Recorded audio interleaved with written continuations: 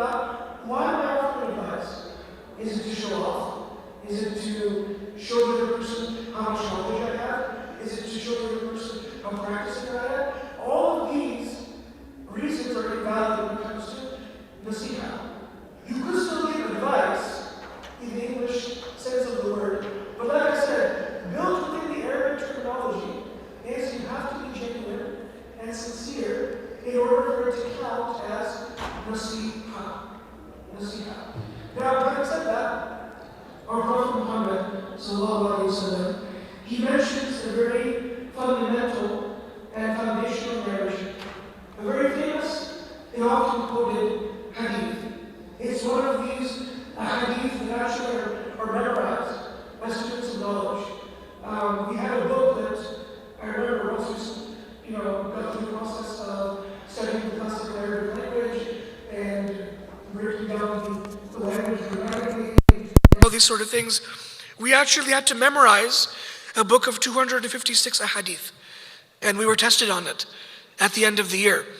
And hadith number 1 was this hadith I'm going to share with you just now. It's a hadith that has 2 words in it. That's it. And this is part of the miraculous nature of how the Prophet ﷺ spoke. He was known to have a quality, a characteristic, an attribute about him known as Jawami'ul Kalim. Jawami'ul Kalim is the terminology that's used for someone who speaks with very little words, but he has a lot to say. So the Prophet had this amazing ability to convey a huge, deep message with only a few words. So on one such occasion, he gathered his Sahaba together and he told them the following piece of advice. He said, Ad-deenun nasiha. Ad-deen, an-nasiha. 2 words. He said the deen, the religion, this tradition, our way of life is nasiha. It boils down to that. And when you think about it, it actually makes a lot of sense. Because what else are prophets and messengers doing with their people other than giving them good advice? What do you hear every Friday from the pulpit to the member? What is the Imam conveying to his community every week? It's good advice. When you're raising your kids, ultimately every child, no matter how obedient they are, no matter how sincere they are, every child gets to a point where they want to make their own choices and their own decisions. And you as a parent have to come to terms with what reality. And that is, you cannot force anyone to do anything, even your own children. The only thing you can do is give them advice. Give them advice. When you plug in to a community and you have neighbors and friends, and you sense that someone you deeply care about is headed down the wrong path. You're an adult, they're an adult. Do you control their actions? You don't. Can you call the police if someone is sinning? Not here, right? No one's going to take you seriously. What is the most you can do? Is give advice. So giving good advice and knowing how to do it is at the heart of the religion. It is the crux of the religion. It is what this deen is all about. And so Rasulullah sallallahu alaihi wasallam over 1400 years ago told us very clearly and very categorically and very emphatically that ad-deen nasiha, that ad-deen, religion, is sincerity and giving good advice to others. Similarly, the Prophet sallallahu alaihi wasallam told us another related hadith about advice, and that is, he said, al-mu'min mir'atul mu'min. This is a beautiful hadith. This hadith, again, is 3 words long. Al-mu'min, mir'at al-mu'min. That the believer is like a mirror of another believer. This hadith, even though it's 3 words long, I have given like 25, 30-minute khutbahs on this hadith because of how deep it is. In fact, when I got to college, the very first khutbah I heard in college was about this hadith. And I was amazed how at that time, an older brother, another senior kind of student at the university, could give a khutbah for 20 minutes about 3 words. But subhanAllah, the more deep you look at this hadith, the more lessons you can extract. So I'll just share a few in the few moments we have together. What does it mean to be a mirror of someone else? When you put your reflection to a mirror, what does a mirror do? A mirror simply reflects whatever it sees. A mirror doesn't judge. A mirror doesn't criticize. A mirror doesn't hurt. A mirror doesn't look down on you. A mirror just reflects whatever it sees. It is a reflection of reality. And when we give advice, that is a huge lesson of what our approach should be. That we are a mirror of each other. Just like I wouldn't want my own family, my own children, my own self to go down a bad path, I don't wish that for you either. So when giving advice, I'm not looking down on you. I'm not judging you. I'm not placing a value judgment of negativity on you. I'm simply putting up a mirror, and a mirror just reflects whatever it sees. It's brutally honest about what it reflects. And it doesn't mince its words, right? And if you are angry and you're upset at what the mirror is showing you, where's the problem? Is it in you or the mirror? It's in you. Because the mirror is not reflecting anything other than whatever it actually sees. So having said these two things, number one, the two foundational hadith about advice is, number one, ad-deen Naseeha. That deen is Naseeha. Number two is al-mu'min, mir'at al-mu'min. A believer is the reflection of another believer. Both of these hadith start the foundation and shape our attitude in terms of how we should be giving advice to others.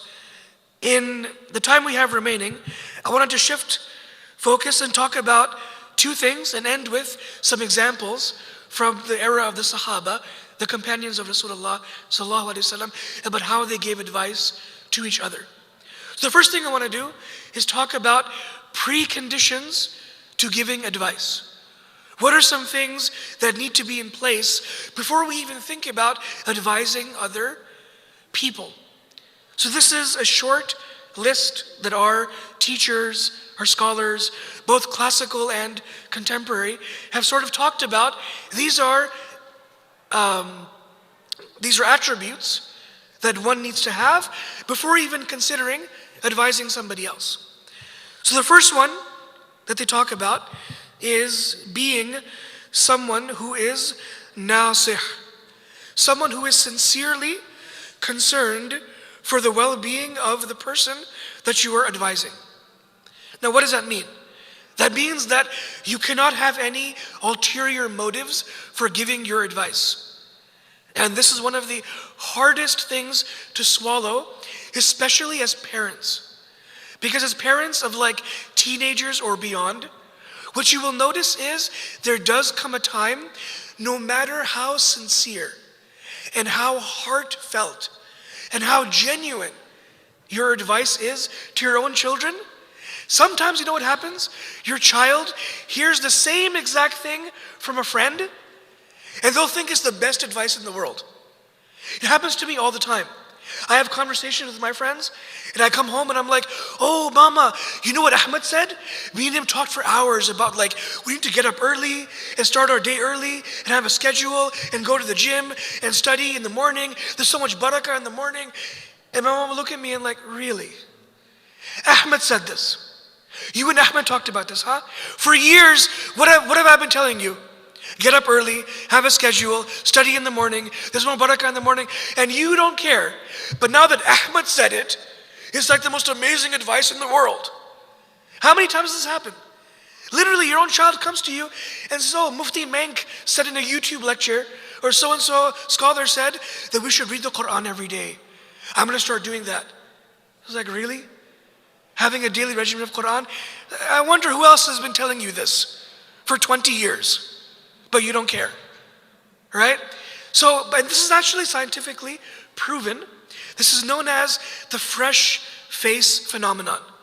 The fresh face phenomenon is that you read something from one source over and over again, and then you go to a lecture and it's presented a bit differently. Your brain will receive that information, even though it's the same information, but it will receive it as though it's the first time it's hearing it. That's why when we advise students, we say that read the chapter before coming to class, then take notes in the class, then review with someone else after the class. Because your brain will interpret it as you seeing the same information 3 different ways. 3 fresh faces. 3 fresh faces. And they are in a hurry to save the ummah, mashallah, very good. So, so a lot of times, children will take advice that their parents are telling them, but automatically do what? They'll automatically tune it out. Because they'll realize that, you know what, you also have another advantage for giving me advice. Not only is it sincere, but then people will also praise you for being a great parent. And deep down inside, you also like that. You also like people coming and saying, oh, Fatima is so well behaved. Muhammad is so intelligent. He's taking all AP classes. And yeah, even though those are accomplishments of Ahmed and Muhammad and Fatima, but they're also accomplishments of the parents. So there comes a point where even children, they stop listening to the advice of their parents. And this is one of the most difficult transitions for parents to make in their journey of parenthood. Because the journey of parenthood is 3 stages. The first stage, when the child is very little, it's all about playing, entertainment. That's a really easy phase. It's a fun phase. Then the second phase is instruction. Yes and no. Do and don'ts. But then when the child gets to be like preteen and a little bit over, then they stop listening to advice. And it transitions from being a fun phase to instructive phase to then transitioning into a more advice and friend phase. They want a companion. They want someone to listen to their problems. They're not looking for like solutions. They just want to talk things out. And parents very often get stuck in stage number 2. The child will be 35 years old and they'll still be in the instructive phase because that's what they're used to. That's what they're used to. But they don't realize that from the perspective of the child, that ship has sailed. That ship has sailed. And if you want to instruct them, you better find someone else to do it.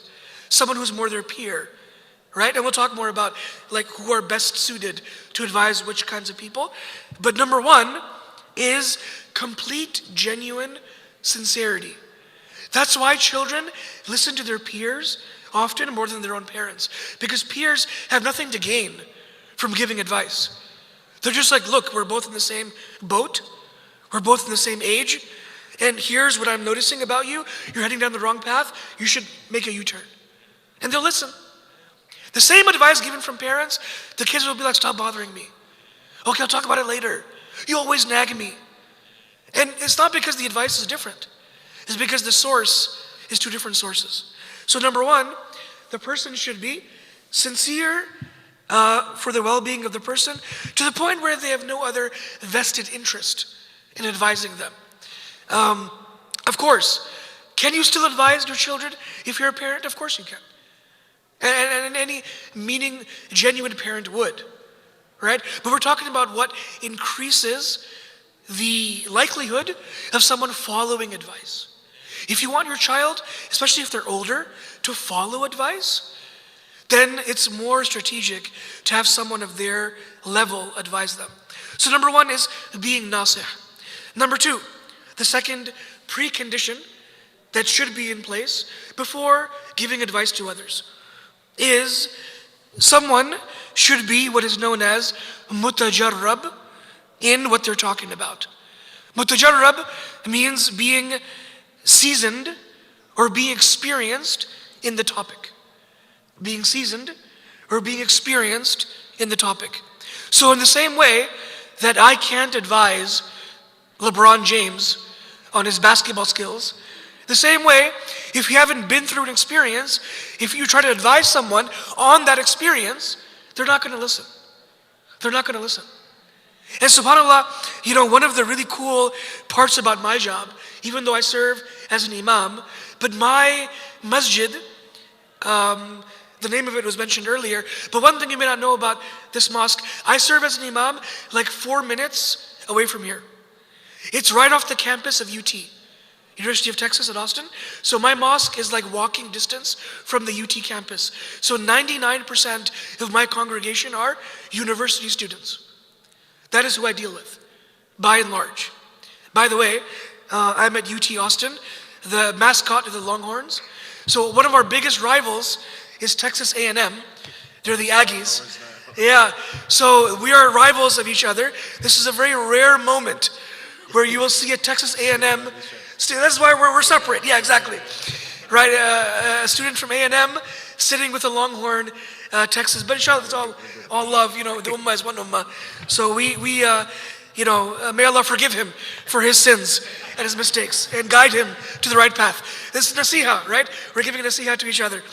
So one of the really cool things about my job is most of my day is spent in office hours talking to students. And subhanAllah, because I went to college here in America and I pursued like more further graduate studies here in America, it offers another layer of just familiarity with the students. If a student comes and cries in my office like, oh my God, I'm going to fail my MCAT, I'm not going to get into med school, my parents are going to kill me, my life is ruined, I can look at them in the eyes and say, I know exactly what you're going through. Because 15 years ago, I was in your shoes. I was in your shoes. So it makes me a bit more relatable as an imam, especially to college-aged students. Right? So this is another aspect of giving advice, that you should have experience in what you're talking about.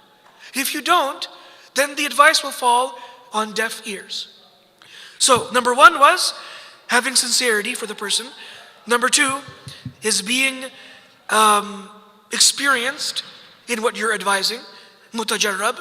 And finally, number 3, the advice should come from a place of taqwa, a place of piety and righteousness from one's heart.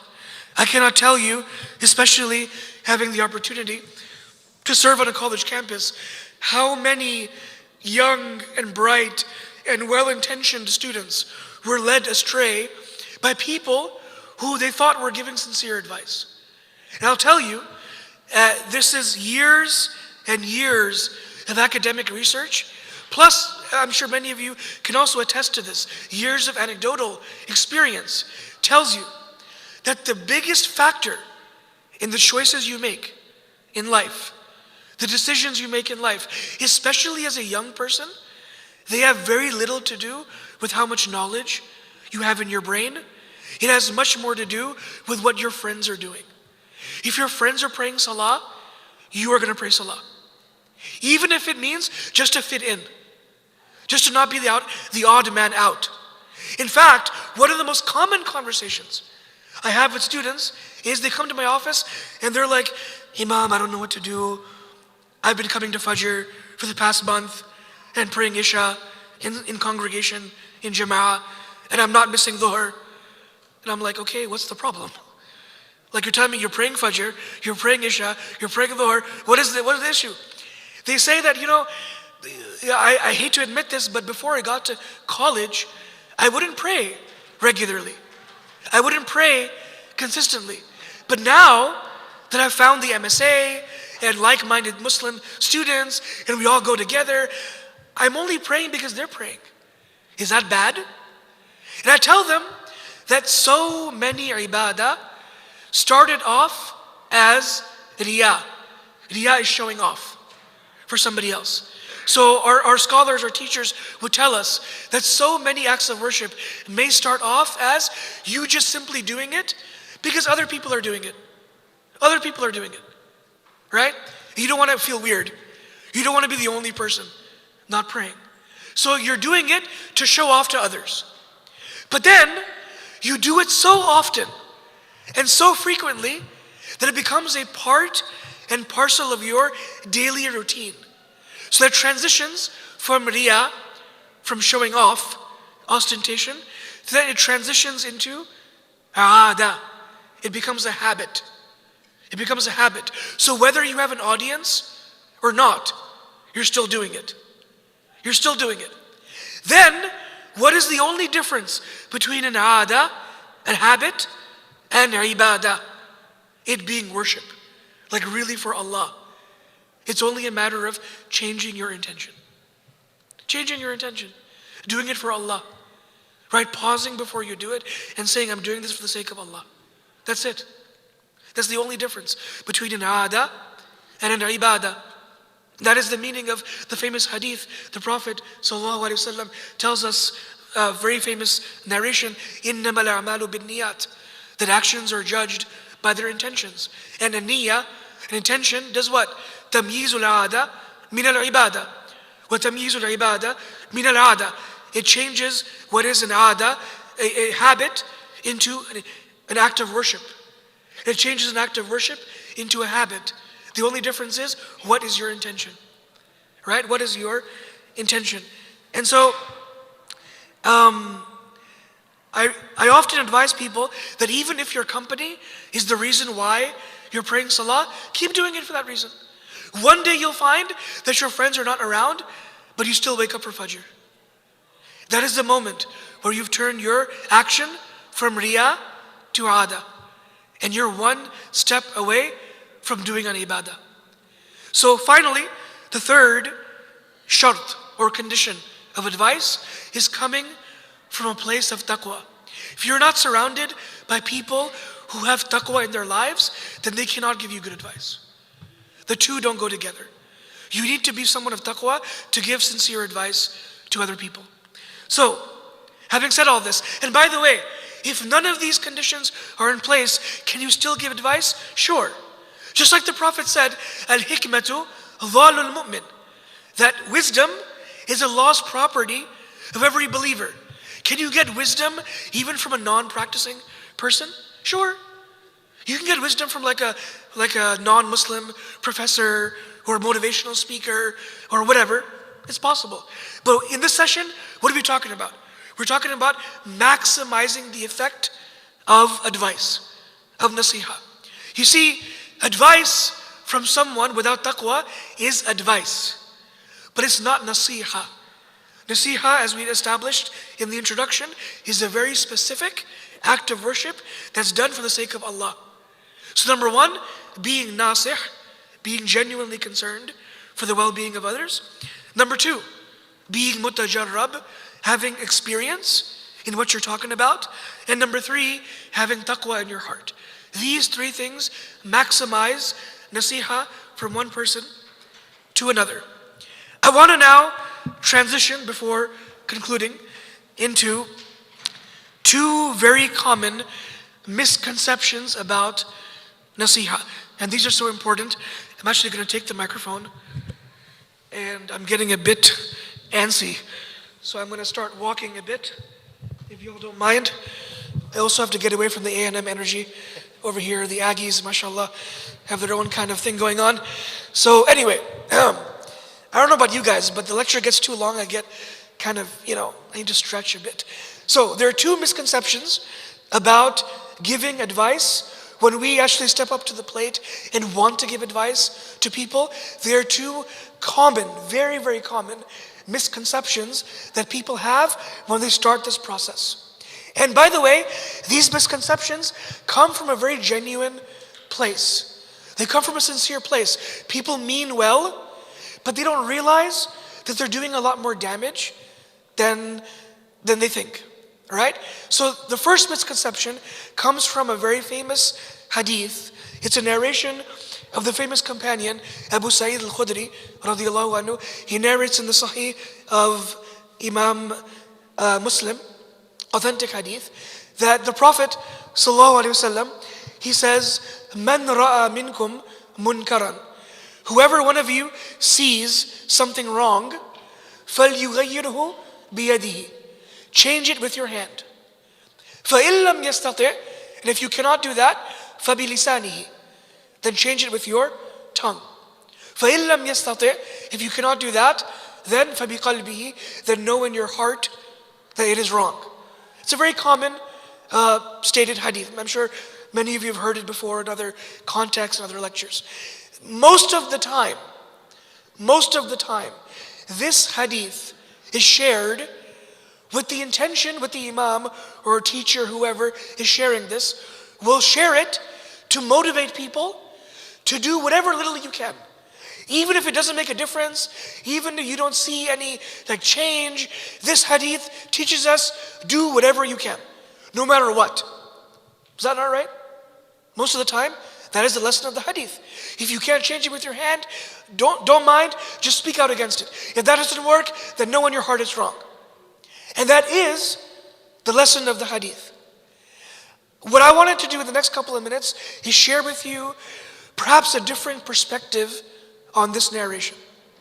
This hadith works if you want to absolve yourself and you want to tell yourself, look, at least I did something. So if there's a very complicated socio-political situation unfolding somewhere very far from here, but you want to make some difference. You cannot help but sitting on the sidelines. So you go attend a protest, you go attend a rally. So this hadith works in situations like this. However, when you are put in a position to advise someone specifically, and you're not suited to give advice, and you're not good at giving advice, and you're not the right person to give that advice, then this hadith does not apply to that situation. If you're terrible with people, and you offend people easily, and you're not good at talking to people, and you sit there and be like, well, the Prophet said, change it with my hand. And if I don't, change it with my tongue. And if I don't, change it with my heart. So you know what? I'm going to go over to that person and give him a piece of my mind. You know what? You suck. You are terrible. You are a bad Muslim. You doing something in that situation is actually making things worse. It would have been better had you done nothing at all and let someone more appropriate give that advice. So what this hadith teaches us is that sometimes we don't properly estimate the relationship that we have with the person that we're going to advise. That is misconception number one. We assume that this person is in need of advice, and no matter who gives it, how they give it, when they give it, it needs to be given. And that's not true. That's not true. Sometimes the good advice, but delivered in a bad way, can have deleterious effects, can have negative effects. The proper advice given by the wrong person can have negative effects, right? And this is not me saying it, by the way. I'm not offering a brand new perspective on the hadith. This interpretation of the hadith actually comes from one of the teachers of my teacher. There's a famous scholar of hadith from the Indian subcontinent. His name is Sheikh Muhammad Yusuf bin Nouri. He wrote a multi-volume commentary on hadith. And when he talks about this hadith, he actually says, the secret of understanding this hadith is in the word taghir. Taghir, to change.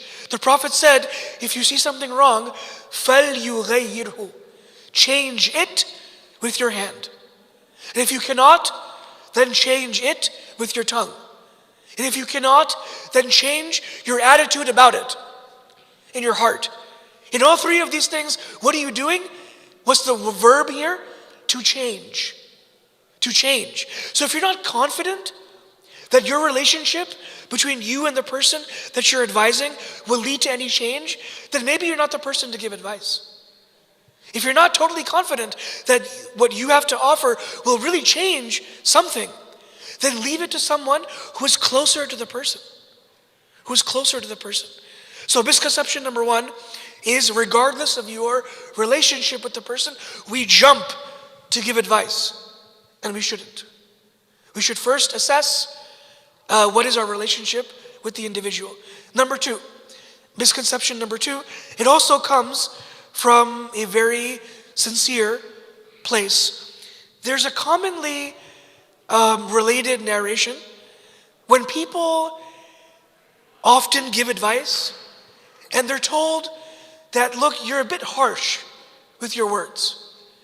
You come off as too strong or too abrasive or too aggressive.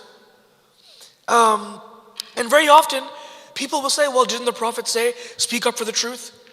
Doesn't our religion tell us, stand up for what's right, no matter what? There's a famous narration to this extent. The Prophet tells us, قُلِ الْحَقِّ, speak the truth, وَلَوْ مُرْ, even if it's bitter. Speak the truth, even if it's bitter. And very often, people will say, well, I don't care how offended you are. I don't care how insulted you are. I don't care how uncomfortable it makes you feel, because the Prophet said the truth is bitter. So swallow it, eat it up. But when we were studying this hadith with my own teacher, he related the narration. Then he looked in the crowd, in the audience, the classroom, and he asked the question, which was a simple question, but it profoundly changed our perspective on this hadith. He said, how do you know when something is bitter? Because the Prophet used the word bitter, mur, bitter, very specifically. He could have said, speak the truth even if it's difficult. He could have said, speak the truth even if it's hard. He could have said, speak the truth even if it's harsh. But he specifically used the word bitter. Bitter is a taste, isn't it? So how do you know when something is bitter? When you taste it? Or when you stuff it down someone else's throat? You know something is bitter when you taste it yourself, right? So the meaning of the hadith isn't, I'm going to be as obnoxious as I want to be. I'm going to be as abrasive as I want to be. I'm going to be as offensive as I want to be. And you just have to deal with it. Why? Because the truth is bitter. That's not the meaning of the hadith.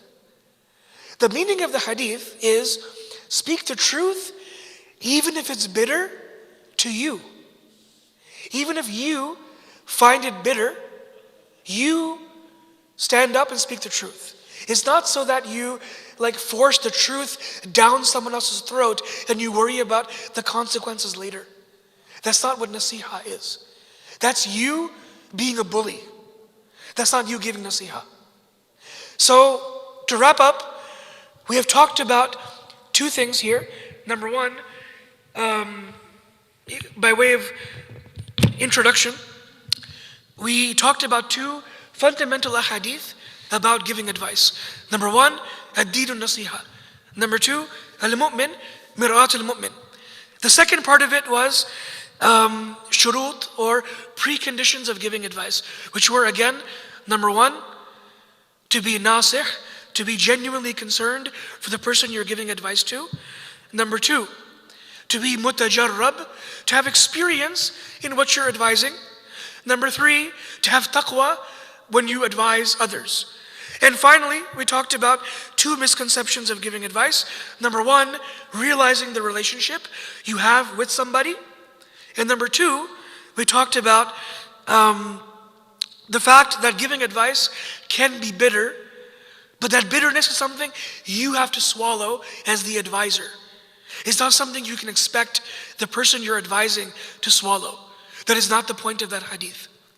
And so, the last thing I want to share with y'all, I know we're out of time, but there is a beautiful example of the grandchildren of the Prophet ﷺ in how they gave advice to an elderly man. It's a famous narration. The Al-Hasan and Hussein, they grew up in the household of Rasulullah ﷺ. In fact, they would say that if you took a look at them, you would see the features, the physical features of the Prophet ﷺ in their face, in their actions, in their demeanor. So even the way they corrected people was very prophetic. So one day, they saw an elderly man making wudu wrong. And so they devised a scheme to basically advise him. But they realized wudu is so simple, it's so basic, he may get offended that he's not doing it right. He may get embarrassed. So what did they do? They hatched a plan where they both went to the old man and said, look, we're brothers and we're having a disagreement about how to make wudu. So can you see how both of us do wudu and correct us? And they both made wudu the same way. And the old man realized that it's not you guys who are doing it wrong, it's me. And later on he thanked them. He said, thank you for correcting me in such a subtle way. You didn't insult me. You didn't embarrass me. You didn't call me out. But you corrected me. You gave me advice without even saying words. Without even saying words. So there are examples from our Prophet Muhammad sallallahu alaihi wasallam and his companions radiyallahu ta'ala anhum ajma'in, full. The entire seerah, the prophetic biography, is full of examples. I wish we had more time to go through more of them, of how to give subtle advice that is prophetic in nature and not judgmental. And there are other examples of the Prophet ﷺ, selecting the opportune moment of giving advice. Taking young people to the side, advising them in private, not advising them in public. And some people advising them not by using ayat of Quran and hadith, but by using logic. You would think if the Prophet is here to convey the Quran, right? A young man came to the Prophet ﷺ and said, you need to give me permission to commit zina. And what did the Prophet tell him? He didn't mention any hadith or any ayah about zina. He just said, would you like someone to do that with your mother or with your sister? So he advised him based on logic, based on rationale. Sometimes people don't need a verse of the Quran thrown in their face or a hadith hurled in their direction. They just need you to talk it out with them, to explain to them at a human level why it's wrong. Why it's wrong. Anyway, there's much to talk about. I apologize for going over time. Jazakallahu khairan, barakallahu feekum. Thank you so much for your time and for your patience. Assalamu alaikum wa rahmatullahi wa barakatuh. Jazakallahu khairan, Imam Anwer, for this session. We've learned how to give the right, how is the right way to give Naseeha, and it is to be a Nasih, meaning a Naseeha without taqwa, it's not Naseeha, it's just merely advice. But Naseeha should be with taqwa, with a sincere intention to change a person to the better. All right, now I'll open the questions to the audience. If you guys have any question to Imam Anwer. Sure, go ahead.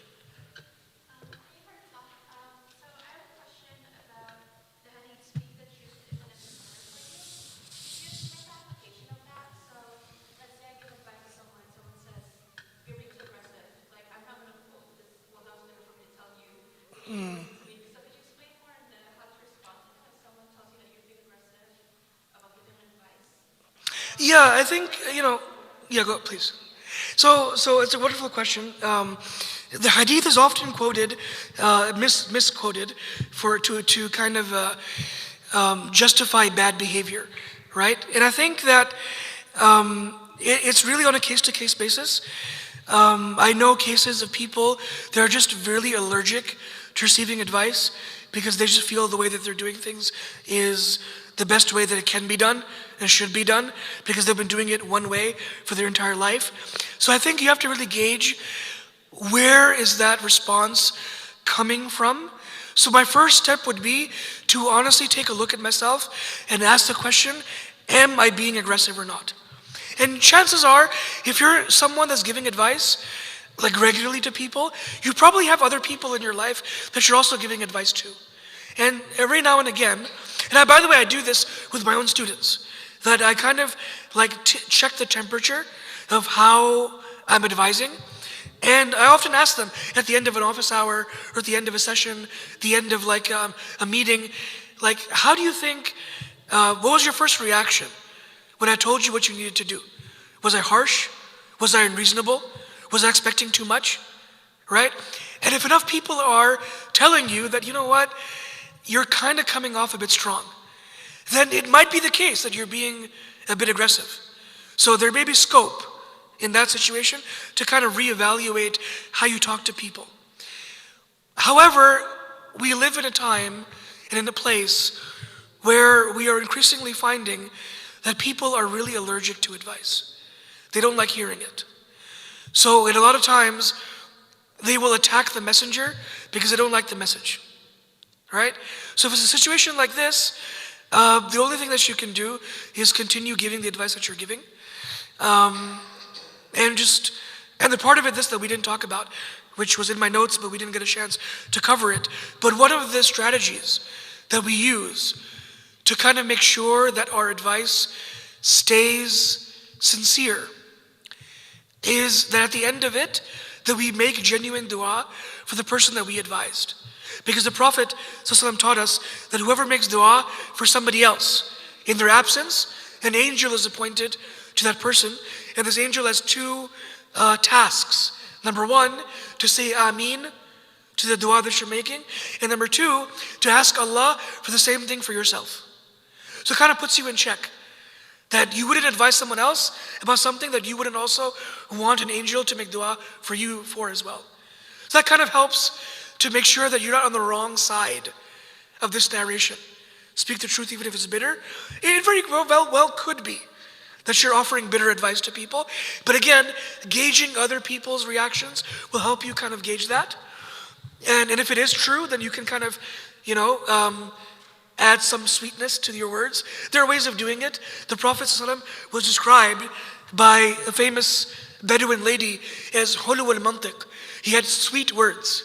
He had sweet words. So one of the ways to add sweetness to your speech is to begin and end with praising the person. Like sandwich the advice between things you're doing good. Here's what you're doing good. Here's what's working. Here's what's not working. And here's what I'm proud of you about. That's one way to kind of make sure that your words aren't bitter.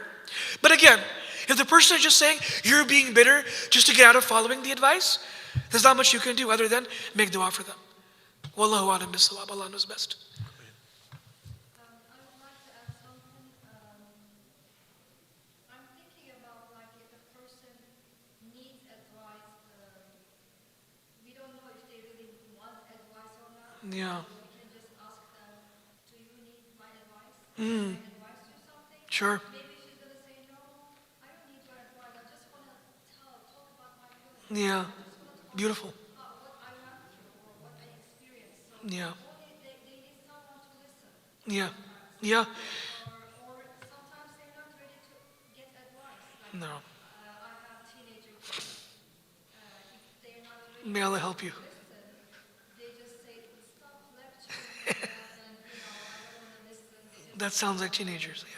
But if they need advice really, and you're not a judgmental parent, Yeah. or a person, they come to you and say, this happened. What do you think I should do? And even if she asks the advice to me and I answer, she says, I don't like your advice. I think it should be like this. She finds her own solution. Yeah. Yeah. No, it's beautiful. We talked about this in the young adult session across the hall. And we said this, the very last question that was asked is, what do I do with a friend who's going through X, Y, and Z? And I said, one of the most valuable things you can do as an advisor is simply listen. Listen. In fact, in the Quran, I'll say two things. Number one, the Quran tells us, وَاتَّقُوا اللَّهَ مَا اسْتَطَعْتُمْ. Have taqwa of Allah, have piety and righteousness with Allah as much as you can. Because everyone has a different level of taqwa, of righteousness. But then Allah says after that, وَاسْمَعُوا. Listen. So when it came to having taqwa, there was a condition there. Have taqwa as much as you can. But then when it came to listen, he just said listen, without any condition. Because all of us can do a better job of listening more clearly and listening more attentively, right? That's number one. Number two, you said it very beautifully, that sometimes, even the Prophet, he would preface his advice with what? He would often start off multiple ahadith with هَلْ أَدُلُّكُمْ عَلَى شَيْءٍ. Shall I not teach you something that is beneficial? He would ask first. Even though he's the Prophet, he doesn't have to ask. Of course, everyone is really avid in getting his advice, but he would ask first. هَلْ أَدُلُّكُمْ عَلَى شَيْءٍ. Shall I not teach you, point you towards something that's beneficial? And they would say, Bala, of course. Then he would give the advice. So yeah, pre-checking whether or not they need it or want it is a wonderful step in advising people. Jazakallah khairan. Barakallahu feekum. Yes, sir.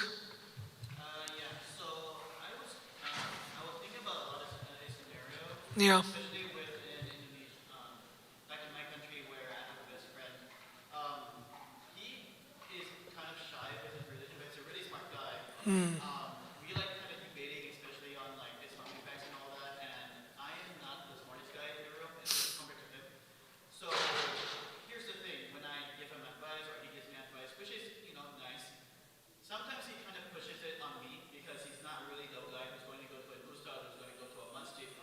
Yeah. So now I'm on the, I need to give advice or information. Do I have that burden to give it to him?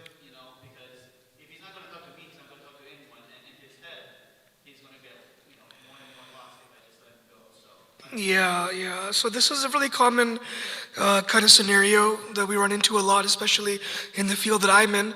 I'm surrounded by university-aged, college-going students, and a lot of people come to me with the same concern.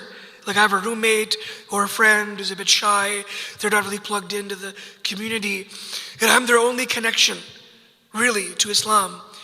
And at what level of burden do I have to kind of remain being that connection, right?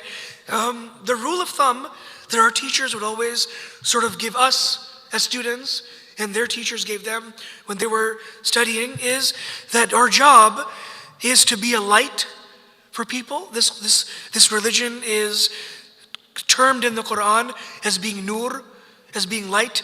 So light illuminates, light clarifies, light spreads. But there's different light sources, right? There's these bulbs here, there's other things. So there is a way of being a light, but in the way that a candle is a light. A candle is a light, it gives light to others, but it burns itself. It burns itself. And so the moment that you find that you being the soul and the lone like source of information for this person starts affecting your iman and your practice, then I would say it's kind of a sign for you to back off a bit. And speaking of giving advice, one sort of humble advice I'd give to you is, I've been in many, many situations where people feel as though I'm the only person to guide this individual. And what ends up happening is, by you doing it more, you actually enable the person. You actually enable them to not find the truth for themselves, right? And so long as they're an adult in the Islamic framework of things, every adult is mukallaf, is religiously responsible for following the truth by themselves. And this is a cold, hard fact. And I'm sorry if I'm acting on the hadith, speak the truth even if it's bitter. I apologize if this is bitter to you. But I've seen this scenario play out literally hundreds of times. Hundreds of times. It starts off as something very sincere, that I want to help my friend. But if it goes to the point where you're enabling the person, where every question they have has to be filtered through you, and every aspect of Islam has to come from you, that is not something that Islam has burdened you with at the end of the day. And if when you kind of pull back, there may be a moment where that person kind of feels like they're drowning, but they will float. If guidance is written for them, they will float and they'll get to salvation. But your job is not to babysit an adult. Your job is to guide people as best as you can, and you leave the rest to Allah. And this is something that the Prophet ﷺ learned as a lesson. It's a very difficult lesson to learn, but it's very important. And all prophets learned this. Like Nuh alayhi salam, when he saw his own son drowning in front of him. Or Ibrahim alayhi salam, when his own father made the idols that everybody else worshipped, that Allah says in the Quran very clearly and categorically and very emphatically that إِنَّكَ لَا تَهْدِي مَنْ أَحْبَبْتَ, that you don't guide whom you love. وَلَكِنَّ اللَّهَ يَهْدِي مَن يَشَاءُ, rather Allah guides whomever He wills. Right? May Allah help you and continue to guide your friend. Jazakallahu khairan, barakallahu feekum, wallahu ta'ala alam bisawab.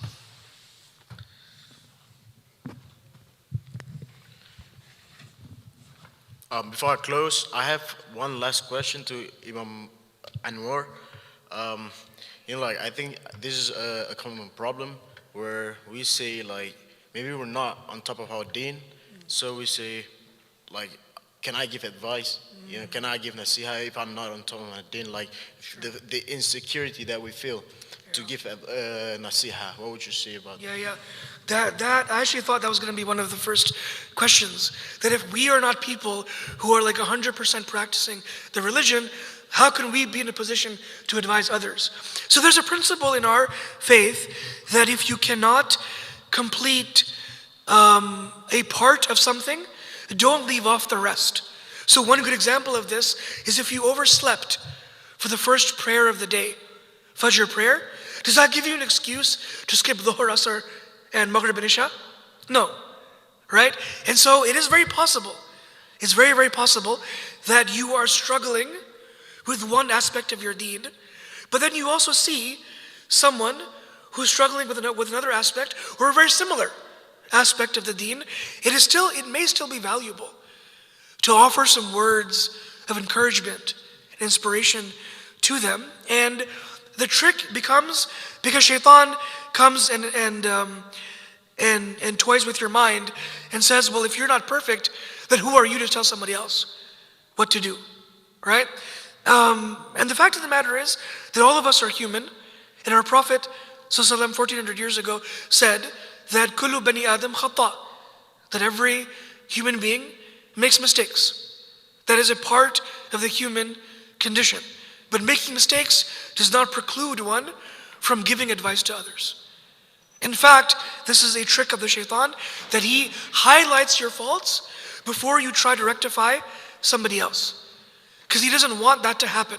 He doesn't want believers to be mirrors of each other. Because he knows if he can dismantle Naseeha, if he can dismantle advice, what has he in effect dismantled? The first hadith we shared is what? Ad-deen an-Naseeha.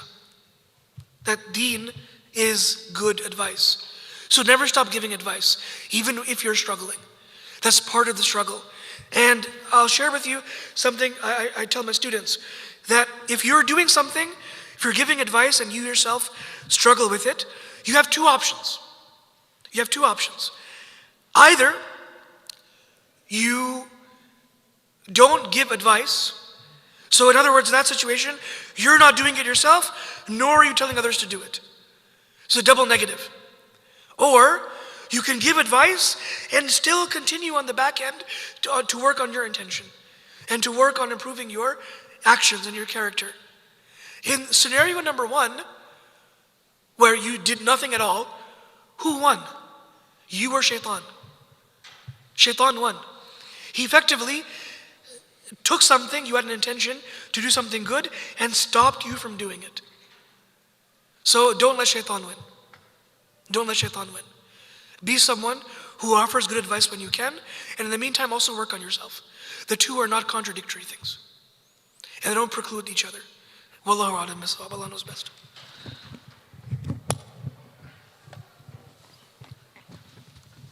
We're going to the end of the session. Again, Jazakallah khairan to Imam Anwer for this session, and Jazakumullah khairan for everyone for being here. And now I'm going to close the session with Assalamu alaikum wa rahmatullahi wa barakatuh.